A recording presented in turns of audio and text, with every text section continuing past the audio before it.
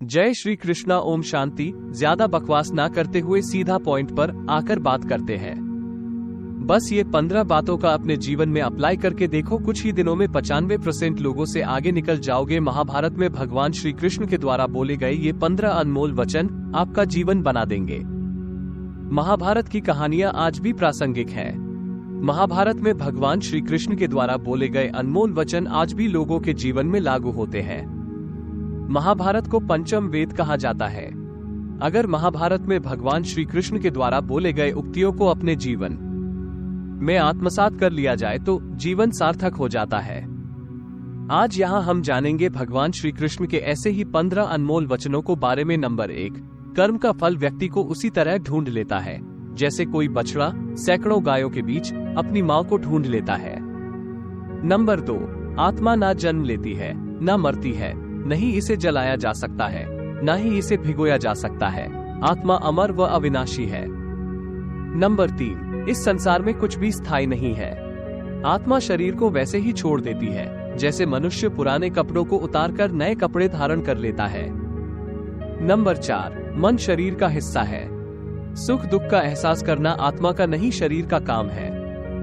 मान अपमान लाभ हानि खुश होना दुखी होना सब मन की शरारत है।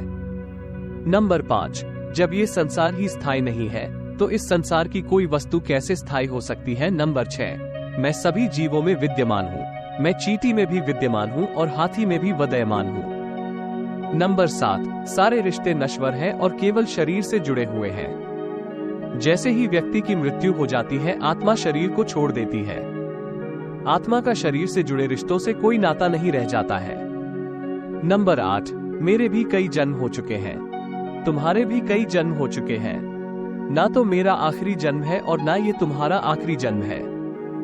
नंबर 9, वर्तमान परिस्थिति में जो तुम्हारा कर्तव्य है वही तुम्हारा धर्म है। धर्म व्यक्तिगत होता है। वर्तमान परिस्थिति में जो तुम्हारा कर्तव्य है वही तुम्हारा धर्म है। धर्म व्यक्तिगत होता है।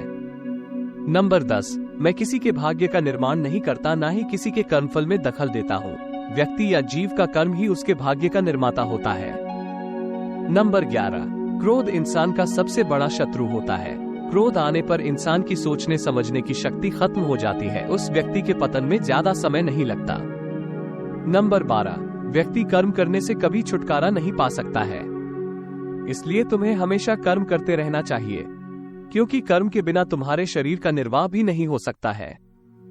नंबर 13, परिवर्तन ही संसार में स्थायी है, इसलिए परिवर्तन से नहीं घबराना चाहिए। नंबर 14, मन को नियंत्रण में रखना किसी घोड़े के नवजात शिशु को नियंत्रण में रखने जितना कठिन होता है। नंबर 15, भगवान आपको वो ज्ञान दे जिससे पाकर इस दुनिया में तुम्हें कोई झुका न सके, क्योंकि इस पूरी दुनिया का सबसे बड़ा संपत्ति बुद्धि है। कमेंट में लिख दो जय श्री कृष्ण, राधे राधे।